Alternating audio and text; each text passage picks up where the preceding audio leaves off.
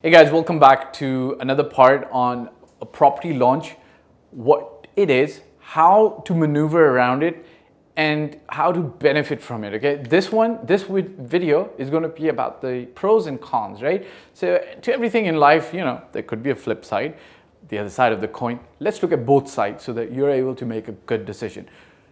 Show real fast.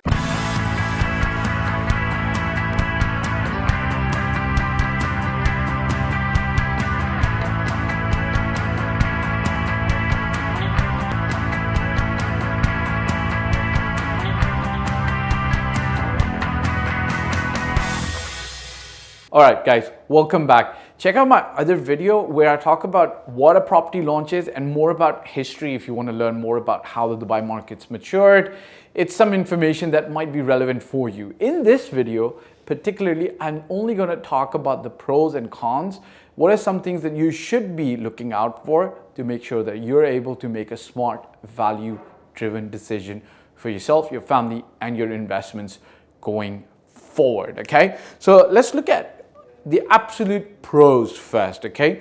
The number one thing that you're going to generally be able to benefit from. So, as I said, this isn't a video explaining what a property launch is. Check out one of the other videos, but essentially it's just to give you a little 20-second primer. It's essentially speaking a developer launching a project. It could be a villa, townhouse, community, or a building, so on and so forth. They're basically launching this property into the market, right? They might have marketed it a little bit before, but they're really opening it for sales, okay? The first major benefit that you can generally get is in a rising market, you can get the lowest price, generally speaking. And I'll explain to you why it's so. In a rising market where prices are going up, the developer is going to do their best to price their product or their property in a way that allows them to sell it and move it, right? They're not it's not in their interest to not be able to sell. They want to sell, and you want to be so they want to sell to willing buyers who are going to be willing to pay a price that they want.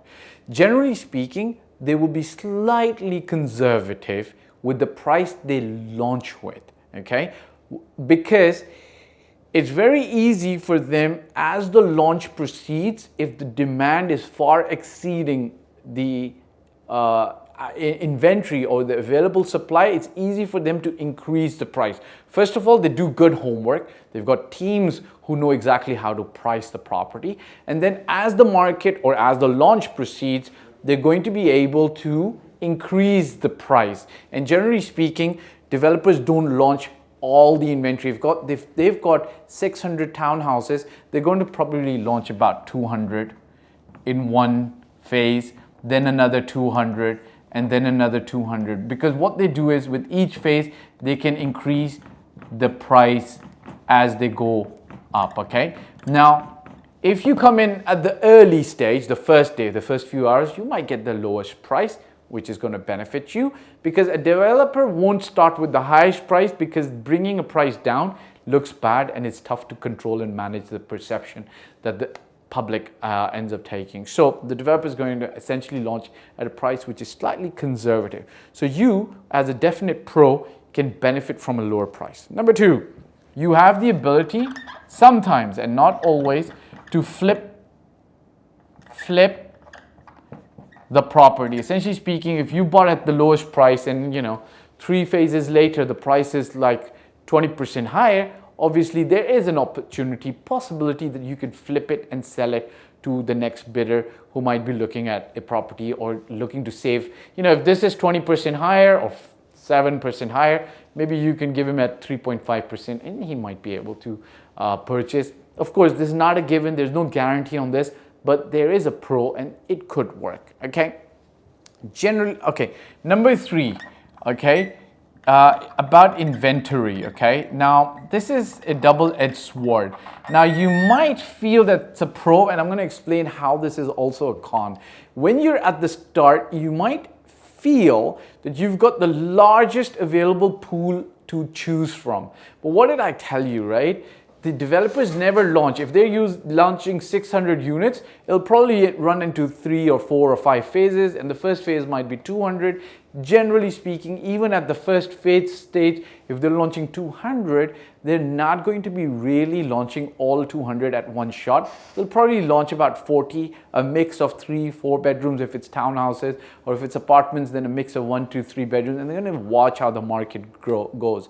So that might be slightly deceptive, but at the same time, some developers might give you access to their full inventory as well if you're persistent and stubborn enough, or if you've got an expert in your corner, okay? So the inventory thing can work in both ways. Okay, let's not forget the fact that you can get a thrill out of this, right? Look, you know, it's not always just deploying and investing money and making money, right? Sometimes some people do it for the sport. I've had investors, sometimes myself as well, right? They negotiate for the sport. They like it. It's fun. There's a thrill of the deal. So sometimes a property launch can give you that as well. You know, maybe you're just too bored, right? So that thrill exists and it's possible, okay? Now, the other benefit, while you can get the lowest price, the other thing that I want to also tell you is, you know, price actually I've already stated this, price increases as the launches proceed, okay? Now, let's look at the con side, okay? Like the stuff that, you know, people probably don't tell you about, but hey, you should know about, right? So you can make a good, valuable, informed decision, okay? All right, so I've discussed this story, actually, it's worth repeating, but I'll try to make it really short, okay? It's one of my friend's story and then mine as well, okay? Mine happened in 2008, my friend's happened in 2015. He got caught up in the entire property launch scenario and went ahead and, you know, with the fear of missing out, FOMO kicking in, bought the completely wrong property that he should not have deployed his capital on. But he was a limited investor at that time. He didn't have extra capital. And once he was already deployed in that one property, he couldn't really move it anywhere else, kind of was stuck with it for several years. My situation, we ended up buying a property with a very large terrace. Again, there was fear of missing out, and the salesperson made a great speech, and we didn't know better back in 2008 on how things would turn out in the market. We ended up buying a 1-bedroom or 2-bedroom with, like, you know, I think the internal area was 1,000 square feet, and the terrace area was another 1,000 square feet, which is fine if you want to throw big parties and you enjoy that kind of thing. That's good. Okay. 2 is the pressure. Okay. Pressure and fear of missing out. This is ridiculous, okay? It really shouldn't be the case, but it is, okay? Here's the scenario. Investors who got $1 million, $2 million, $3 million dirhams in terms of net worth or cash, their net worth could be higher, are being pushed around by sales agents who, you know, don't have their first property yet in Dubai. Bless them, they should, they will. Great. But it's I'm not going to say it's an artificial, but it's unnecessary pressure for you to be able to handle that, deal with it, and then make a good decision. And, you know, unfortunately, sometimes some of these launches, you can be disrespected as well, which isn't really great because, you know, I've seen investors walk away from a launch where they're like, you know, I'm about to buy a property worth 2 million. His net worth might be 50 million dirhams. And, you know, he's been treated like, you know, he's just not being given the respect, right? So in that pressure environment, in that high pressure environment, sales environment, it comes with the game. So if you like the thrill, you want to save money, just put up with the pressure, okay? I would say don't do it, but anyways, okay? So as I told you, inventory, okay? And I said this to you, it's a pro because you get access, but it's also a con, and I'll explain to you why.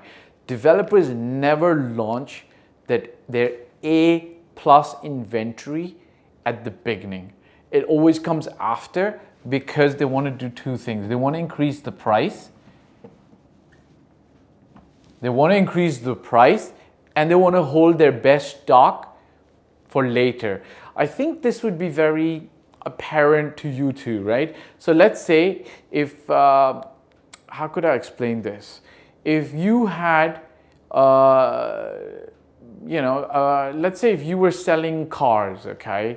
If you were selling cars. Now with cars, it's not really, let's say if you were renting out a building, okay? You were renting out a building, okay? You had apartments available on the lowest floor, the middle floor, and the highest floor, okay?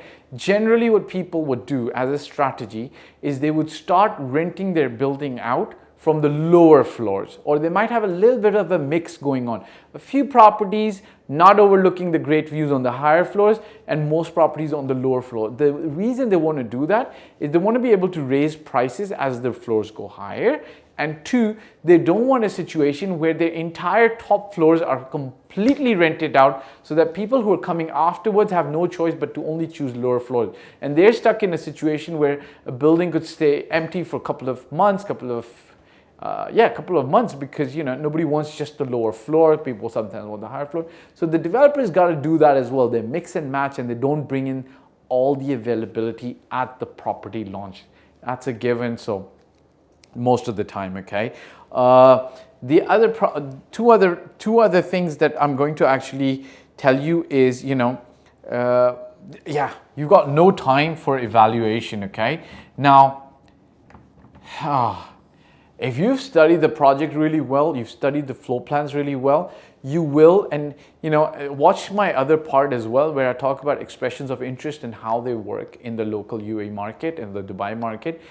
If you haven't done your due diligence, you literally, in a property launch situation, don't have time to evaluate. Because why? What's going to happen is the salesperson is going to offer you something from his inventory, and he's going to tell you at the same time that, look, my iPad shows me the latest inventory that's available as of right now. It's updated live. But 10 other colleagues of me are dealing with other people, and whoever presses the book button first gets the property, okay? Essentially speaking, think about you trying to reserve seats in a movie theater, okay? What EMAR and some of the latest apps do is, after you've chosen the seats, they'll give you about 4 to 5 minutes to complete the whole information, okay? So for that 4 to 5 minutes, they'll block the seats and take them out of the inventory, so nobody else is doing a double booking, right? After 4 to 5 minutes, if you haven't made the decision on buying those movie theater seats, the movie theater seats go back into the general inventory, and anybody else can book them. Same thing happens with the inventory, okay? You don't have time to evaluate, because the salesperson is going to literally have an iPad and say, look, sir, I've got this as available, and 20 other of my colleagues are also doing this with 20 other people, as you can see at the moment, or 50 other agents are doing the same thing. So you got to make a decision for your life now. Right? So you got no time to evaluate. So you got to do your homework really before, right?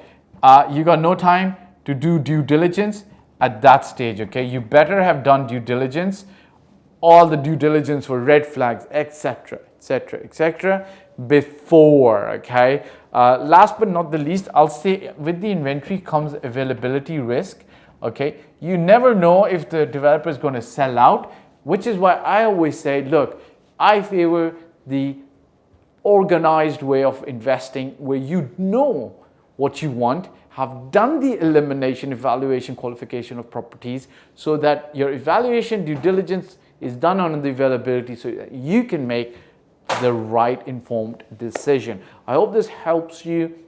Press the like button, hit the subscribe button, press the bell icon to get more of these videos and get updates. Look, when you press like, it does something to the algorithm. It spreads the video out. Others can benefit from this as well. You want questions for me in the comment section? You want to work with me? Again, comment section has more details. The description has more details. Ciao for now.